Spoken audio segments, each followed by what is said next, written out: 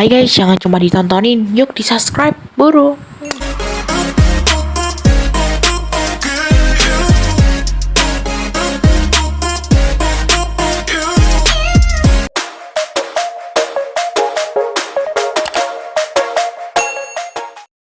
Halo guys, welcome to my channel.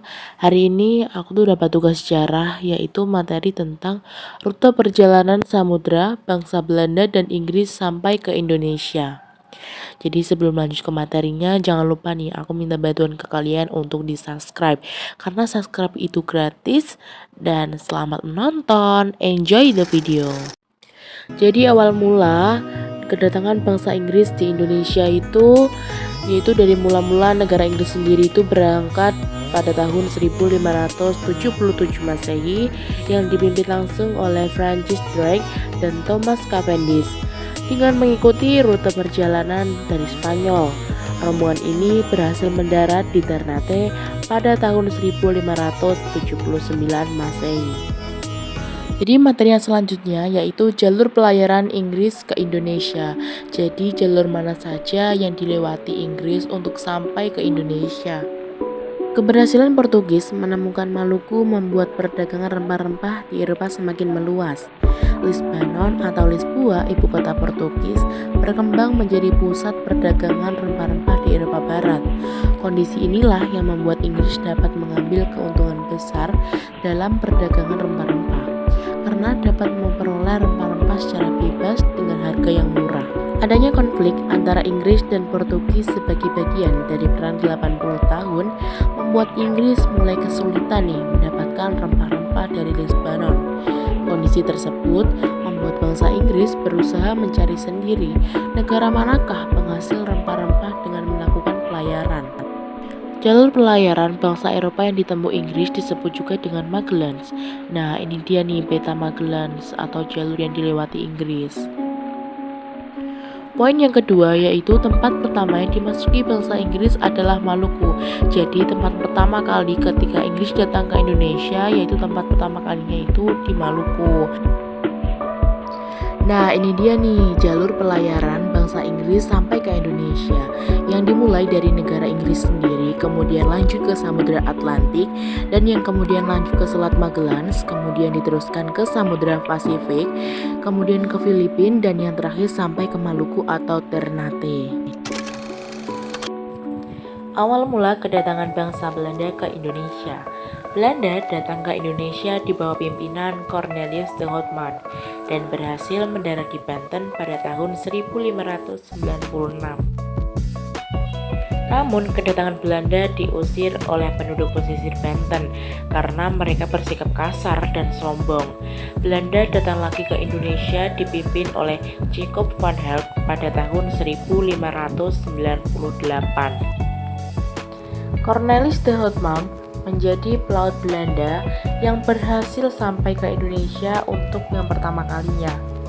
Bersama beberapa pelaut bangsa Belanda lainnya, ia pada tahun 1596 sampai di Nusantara dan mendarat di Banten. Jalur pelayaran bangsa Belanda ke Indonesia. Selain Inggris, Belanda juga mendapat larangan untuk bertransaksi di Lisbon atau Portugis.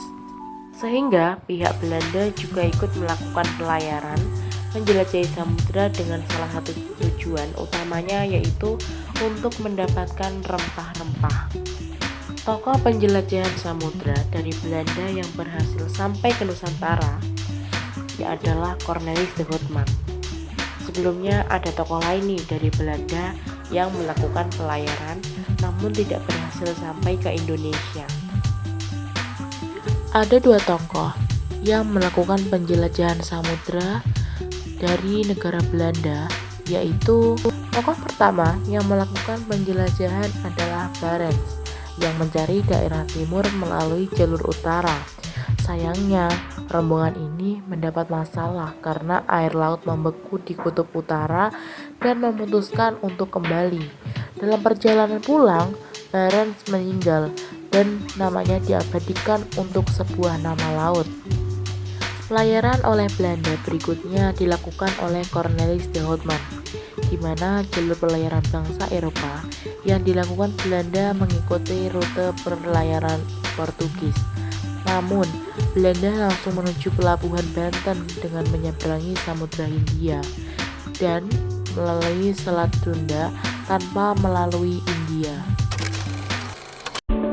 Nah, ini dia nih guys, jalur pelayaran Belanda ke Indonesia.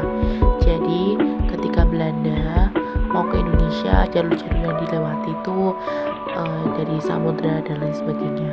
Nah, yang pertama-tama melewati Inggris, dan yang selanjutnya ke Tanjung Harapan, kemudian ke Samudra Hindia, melewati Selat Sunda, dan yang terakhir sampai ke Pelabuhan Banten. Langsung aja kita bahas untuk materinya, alasan-alasannya seperti apa. Jadi, alasan yang melatar belakangi bangsa Inggris dan Belanda datang ke Indonesia yaitu rempah-rempah lah yang menjadi salah satu alasan terbesar bangsa Eropa datang ke Indonesia. Rempah-rempah yang dijual ke Eropa yang dari asalnya Indonesia ini ternyata dijual dengan harga yang tinggi. Hal ini karena sudah melalui pihak yang ketiga. Jadi sudah melalui pihak yang ketiga, jadi mahal gitu ya, melambung tinggi gitu. Untuk itu, bangsa Eropa ingin mengambil rempah-rempah langsung dari wilayah Indonesia. Diambil dari buku A, History of Modern Indonesia since C 1200 tahun 2008, karya M. J. Rifle. Eropa langsung datang ke Maluku dan membuat Indonesia menjadi incaran para pedagang bangsa Eropa. Kedatangan mereka tidak hanya berdagang saja, melainkan juga mengambil alih perdagangan dan menguasai wilayah Indonesia penghasil rempah-rempah. Jadi wilayah Indonesia ini dikuasai oleh bangsa-bangsa Eropa. Bukankah mereka tujuannya utamanya untuk mencari rempah-rempah, tapi tujuan utama yang lain itu untuk menguasai wilayah-wilayah Indonesia gitu. Beberapa negara Eropa yang masuk ke Indonesia yaitu ada Portugis, Spanyol, Inggris, dan juga Belanda. Oke, cukup sekian dulu video dari aku. Semoga bermanfaat untuk kalian semuanya. Jika ada pertanyaan, silakan kalian tanyakan ke kolom komentar. Nanti kalau aku bisa jawab, aku langsung jawab. Nanti kalau aku mungkin agak sulit gitu, bisa aku tanyain ke guru aku juga. Nanti aku bikin vlognya mungkin. Kalau kalian suka video aku, jangan lupa di subscribe ya. Aku minta bantuan ke kalian untuk share video ini ke teman-teman kalian. Terima kasih dan udah nonton video aku. See you next time and bye bye.